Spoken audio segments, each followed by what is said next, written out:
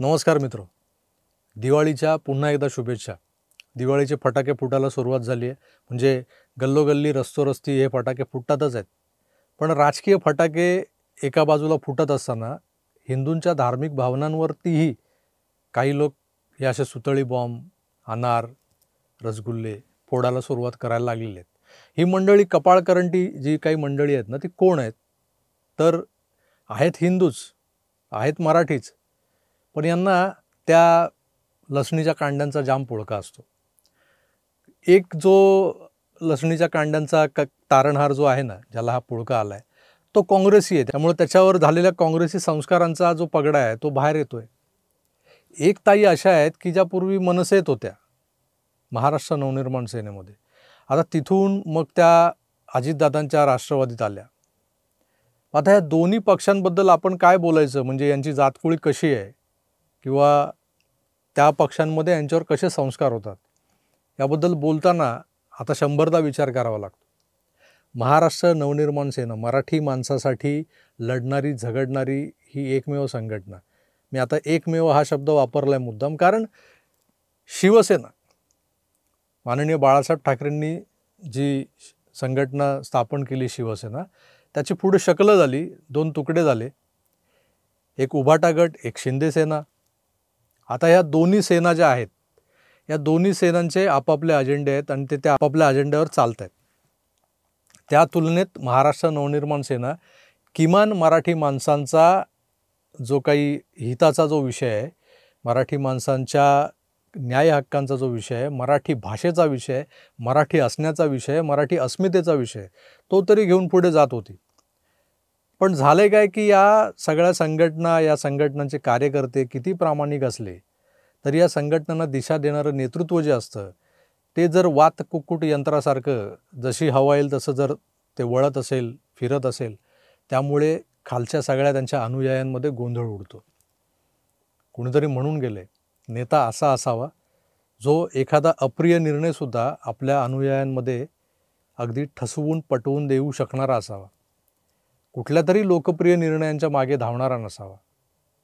त्यामुळं काय होतं तर शिवसेनेत जे घडलं, शिवसेनेची कशी शकलं झाली, ते आपण आपल्या नजरेसमोर आहे. या राजकीय पक्षांच्या सगळ्या सुंदोपसुंदीमध्ये जेव्हा आपल्या धर्माचा विषय येतो ना, आणि तोही हिंदूंच्या अशा सणासुदीच्या दिवसांमध्ये, तेव्हा राहवलं जात नाही. आणि मग काही लोकांना वाटतं की तुमची भाषा अगदी वाईट आहे, तुम्ही फार खालच्या टोकाला जाऊन बोलता. खरं तर भाषेवर आमच्या संस्कार बरेच झालेले आहेत. सावरकरांपासून, आचार्य अत्र्यांपासून, बाळासाहेब ठाकरेंपासून खूप मोठ्या मोठ्या महनीय व्यक्तींची नावं आता घ्यायला गेलो तर कमी पडतील. मराठी भाषा यांच्याकडूनच आम्ही शिकलो आणि त्यातलेच काही शब्द, त्यातलेच काही वाक्प्रचार माझ्याही तोंडून बाहेर पडतात. पण ते ज्या ज्या वेळेस ज्या ज्या उद्देशाने येतात, त्याची तीव्रता, त्याची मार्मिकता ही त्या घटनेवर अवलंबून असते. मित्रो, पुण्यातल्या शनिवार वाड्यामध्ये जे काही घडलंय काल परवा, ती घटना जी आहे त्यावरती व्यक्त होताना जर माझ्या तोंडून काही वेडेवाकडे शब्द आले तर कमेंट बॉक्स ओपन आहे, तुटून पडा. पण काय आहे की कुणाला काय वाटतं यापेक्षा मला काय वाटतं आणि माझ्या धर्मावर जे अशा पद्धतीनं काही आक्रमण करणार असतील, माझ्या धर्माच्या विरोधात जाऊन काही कृत्य होत असतील आणि त्याचं जर कोणी लांगुलचालन समर्थन करत असेल तर त्याला ठोकताना झालीच थोडी ठोकाठोकी तर काय फरक पडतो, मला त्याची पर्वा नाही. मित्रो, पुण्यातला शनिवारवाडा. आता इथं काय होतं या शनिवारवाड्यात? शनिवारवाड्याचे ऐतिहासिक संदर्भ काय, या शनिवारवाड्याचा वारसा काय, याचा इतिहास काय, हा तुम्हाला नव्याने सांगायला नको. पण तिथे त्या शनिवारवाड्यामध्ये जिथे आमच्या छत्रपतींची अस्मिता जागृत ठेवली जाते, ज्या शनिवारवाड्याकडे पाहिलं की जिथे आम्हाला मराठा साम्राज्याचा एक जिता जागता इतिहास नजरेसमोर आमच्या उभा राहतो, त्या शनिवारवाड्यामध्ये हे बुरख्यातले पेंग्विन येऊन त्यांचे गॅस सिलेंडर वर करणार, नमाज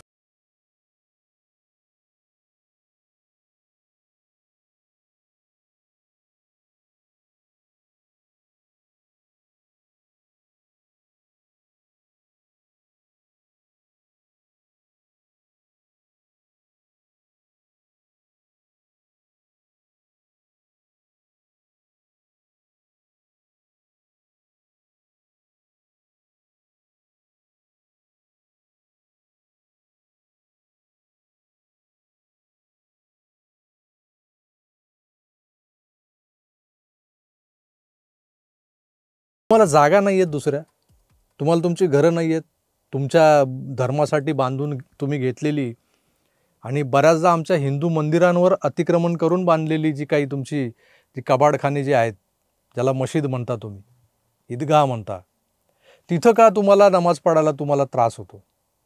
एकतर तुम्ही आमच्या हिंदूंच्या मराठ्यांच्या अशा ऐतिहासिक वास्तूंमध्ये येणार, तिथं तुम्ही आलात, या भारत देशाचे नागरिक म्हणून आलात, एक हिंदुस्थानी म्हणून आलात, तर तुमचं स्वागतच आहे, आम्ही तुम्हाला रोखत नाही. पण ज्या पद्धतीनं गरब्यात मुसलमानांना प्रवेश नाही, ज्या पद्धतीनं एखाद्या हिंदू देवस्थानामध्ये, हिंदू मंदिरात या मुसलमानांना प्रवेश नाही, तशा पाट्या या सगळ्या ऐतिहासिक स्थळांवर, स्मारकांवर लावण्याची वेळ येते की काय असं वाटू लागले. कारण हे आमचे किल्ले, या गड किल्ल्यांवर या कांड्यांनी जाऊन अतिक्रमणं केली, तिथे पत्र्याच्या शेड बांधल्या, मग त्याच्या खाली कबरी बनवल्या, तिथं मग त्यांचे दर्गे उभे राहिले, मग तिथे उरूस भरतात दरवर्षी.